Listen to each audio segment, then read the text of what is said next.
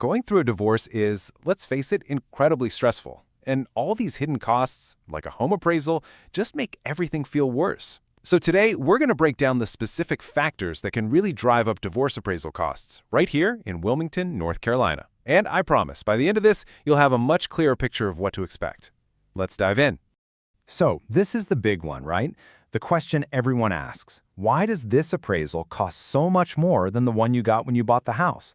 Well, the short answer is, it's a completely different animal built for a much, much tougher audience. Okay, so here's the absolute biggest distinction you need to get. A typical appraisal, that's for a bank. It's basically a tool for them to manage their risk. But a divorce appraisal, that's for the court. That means it's legal evidence. It has to be totally bulletproof, ready to be picked apart by lawyers and a judge. And that just changes the entire game.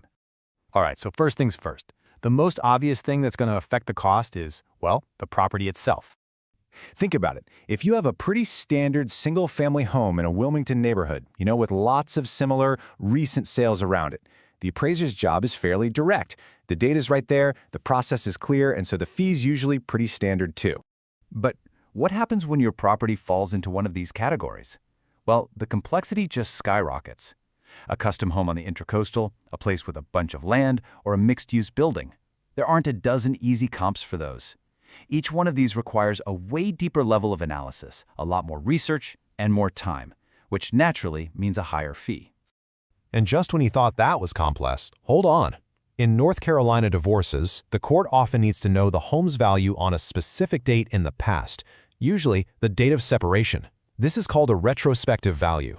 The appraiser basically has to become a historical detective, digging up old market data. It's a super specialized and time-consuming job that definitely adds to the cost. Okay, so let's move beyond the house itself for a minute. There are also these external pressures, from the market and the courtroom that also push the price up. This chart really says it all, doesn't it?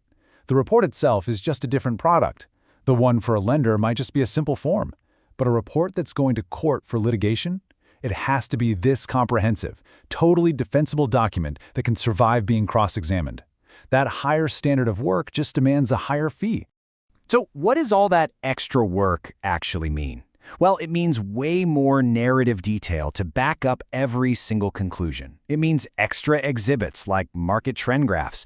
And this is a big one. The fee often covers the appraiser's availability to show up in court and testify as an expert witness, which is billed at a premium.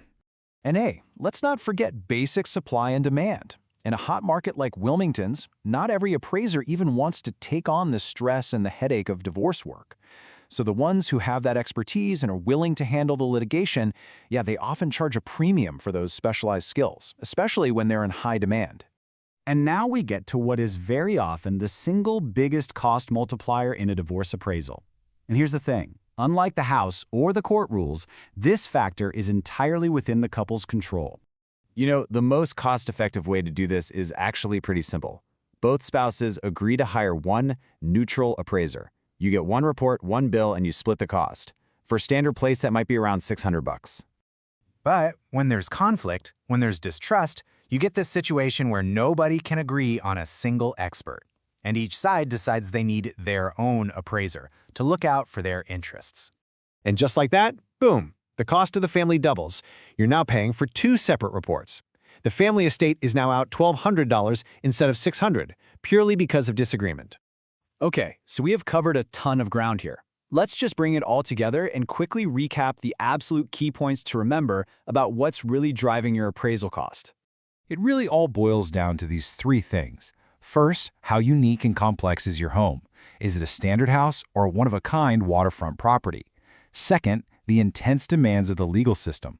Remember, this isn't for a bank, it's for a judge. And third, and maybe most importantly, the level of conflict between you and your spouse, which can literally double the price overnight. So as we wrap this up, just remember this. You can't change your property, and you can't change the court's rules, but you can control the level of conflict. Understanding these costs empowers you to have a more productive conversation about the smartest financial path forward. So the real question is, which path are you going to choose? Thanks for tuning in.